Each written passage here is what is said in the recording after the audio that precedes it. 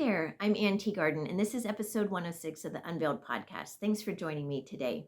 I'm continuing in the series on the keys to healthy relationships. Now, there's many that I could go into, but I'm trying to begin on the ones that I feel the Lord is highlighting. So today's is about sharing our hearts with each other. When I was first married, my husband was my best friend. We spent hours talking and doing things together. We shared about anything and everything. But sometimes when children come along and life gets busier and busier, we begin to lose that connection for a season. Now, I'm hoping you don't. And if you work at it and guard that connection, then you don't have to, right? But you have to be consistent about it. But we found that most couples we work with that are unhappy, they have lost that intimate communication. It has just broken down somewhere along the line. I think this happens when our conversations are snatched between activities. You know, the person's running out the door and we're like, oh, wait, I need to tell you. And then that's it. That's the only types of conversations we end up getting. They begin to revolve around leaky roofs and broken dishwashers and kids' schedules or behavior, car problems. And we become a little more like business partners or roommates or just co-parents. And I'm thinking, where's the romance? Where's the fun? So Grant and I have gotten at this point several times over our 32 years of marriage, but I usually recognize it and I try to take steps to correct it as soon as I realize we are not connecting on a heart-to-heart level anymore. Okay, but if you're intentional, you can go to this next level of intimacy with your spouse. So I love musicals and I love Fiddler on the Roof. I don't know if you've seen it, but there's a song called Do You Love Me? The husband, Tevye, asks his wife, Golda, if she loves him. And she responds with these words. I won't sing, I promise. I'm just going to say the words.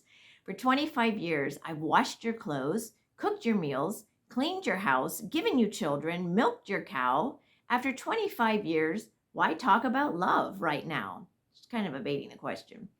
But he asks her again, do you love me? So she then muses to herself and talks out loud. For 25 years, I've lived with him, fought with him, starved with him. 25 years, my bed is his. If that's not love, what is? And Tevye exclaims, then you love me. And she responds, I suppose I do. So he says, and I suppose I love you too. Which is kind of funny, right? I suppose I love you. Together they say, it doesn't change a thing, but even so, after 25 years, it's nice to know. Now, there is an aspect of love that is serving each other selflessly. It's working together as a team to milk the cows and do the everyday life things, right? But there's more to a relationship if you want it. If you think about your relationship with the Lord, we can serve him diligently. We can be on all kinds of committees. We can feed the poor. We can read Bible stories to our kids. We can even read the scripture of the day, right? And we will have a certain relationship with him through all of that.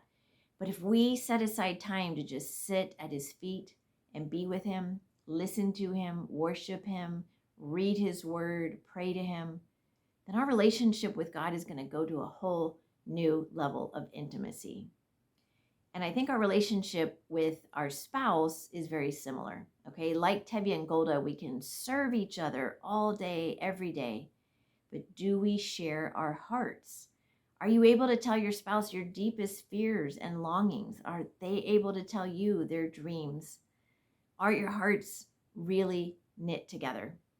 Marriage expert John Gottman says that friendship is the key to a healthy marriage relationship.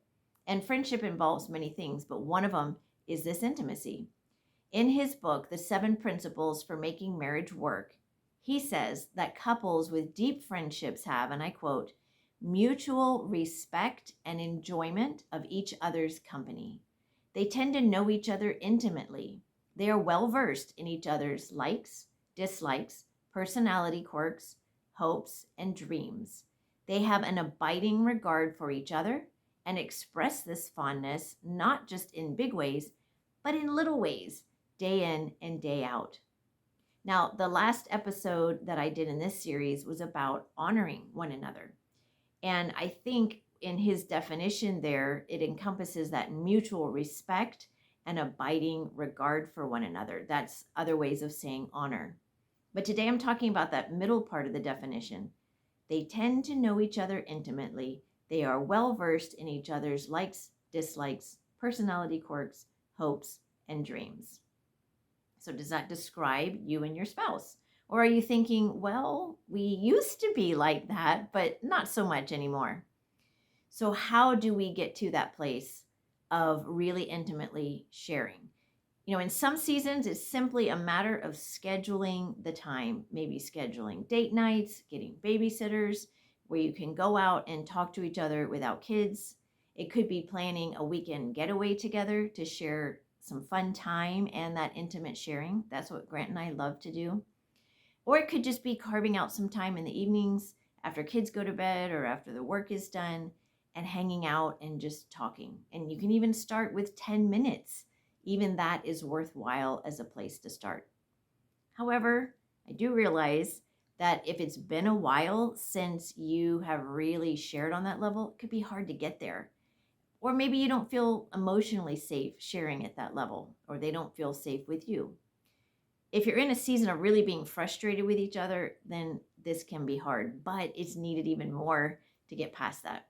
So I believe it takes one person very maturely being willing to be vulnerable and to show safety in that. Vulnerability begets vulnerability.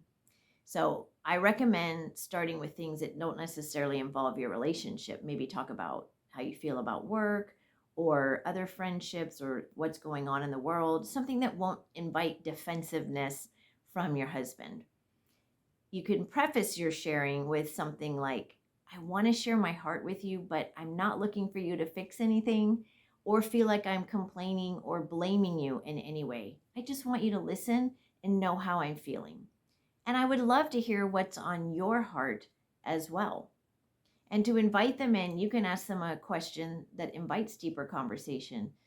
Maybe, how are you feeling about that new project or that new boss at work? And if they look at you funny, like, what are you doing? Just say, I want to hear your heart. I want to know how you're feeling. I want to know what you're thinking. I want to know what's stressing you out. I want to share like we used to. Sharing is definitely a two-way street, and it needs to be a safe space, as I said before. And that means not judging the person for their feelings. Don't say, well, you shouldn't feel that way, which can be tempting, or in any way criticize their thoughts that they're sharing with you, because then they'll shut down and they won't do it again. You could ask things like, well, what do you think is making you feel that way? Or how can I pray for you about that? Eventually, you may be able to say, would you like to hear how I see the situation? But I wouldn't do that at first. People will have feelings that need to be dealt with or wounds that need healing. And it's tempting to want to jump in and fix those. But I'm learning we have to wait and just acknowledge the feelings. And when they're ready, we can work through the other healing types of conversations. Being a good listener is a great way to model being a good listener. So if we're a good listener for them, they can be a good listener to us. The main thing is, do not share what they have shared with you. Do not rib them or tease them about it or use it as a weapon in any way. Okay? If you're trying to share and it's just not really going well, you may have to get together and establish some ground rules for the sharing and talk about the benefits of why you want to share with each other. If I understand my husband's stressed about a deadline at work, then I'm more understanding when he's irritable. And I understand it's not a good time to talk about a remodel, right? I don't want to add anything to his plate right now. I can wait. But if I don't know he's stressed and he's irritable, then I can get defensive. I can take it personally. I can be offended, or I can be unknowingly adding to his stress by giving him a list of things to do. God tells us in Genesis 2 that when we marry, we become one flesh. And I think true oneness is that open and honest communication, that intimate sharing, that safe space with each other. And good news is that the more you share emotional intimacy, it makes physical intimacy more fun as well. So that's great motivation. Paul was talking about intimacy with the Corinthians. And again, this isn't about marriage, but I love how he says it in 2 Corinthians 6:11-13.